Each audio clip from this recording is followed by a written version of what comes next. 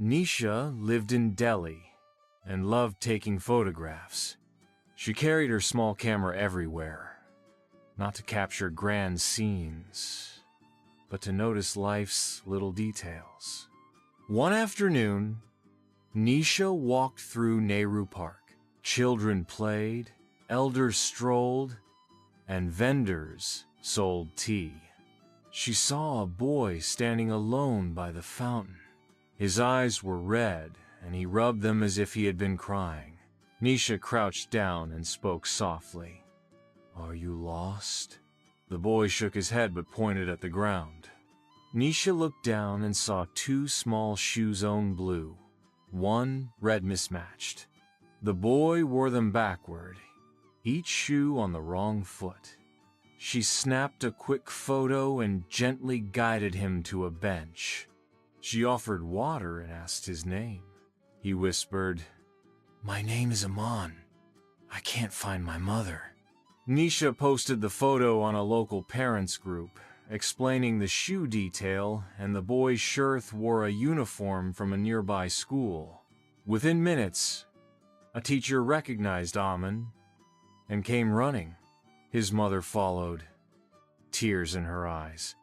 Later that week, Nisha met her friend Ria at a cafe. Ria smiled, but Nisha noticed her hands shaking as she stirred her coffee. She saw the untouched sandwich on Ria's plate and the dark circle under her eye. "You look tired," Nisha said. Ria paused, then nodded. She shared her worry her father was sick.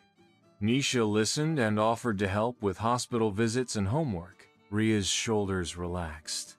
A small question, a soft look, Nisha's observation turned a friend's bad day around. When board exams approached, Nisha helped her study group by organizing past papers. She noticed that questions about the Mughal era often repeated. She highlighted these in their notes and quizzed her friends. On exam day, most of the questions matched her list. Her group finished early and felt confident. At summer's end, Nisha entered a city photo contest with a single image, a close-up of a hand offering water to a thirsty sparrow. Judges praised the photo's empathy. "You don't just see," they said. "You feel the moment." Nisha won first prize. That evening, Nisha walked home under a pale sky. She thought about the boy's backward shoes, Ria's quivering hand, and the sparrow's thirst. She realized that observation wasn't just looking. It was caring, understanding, and acting.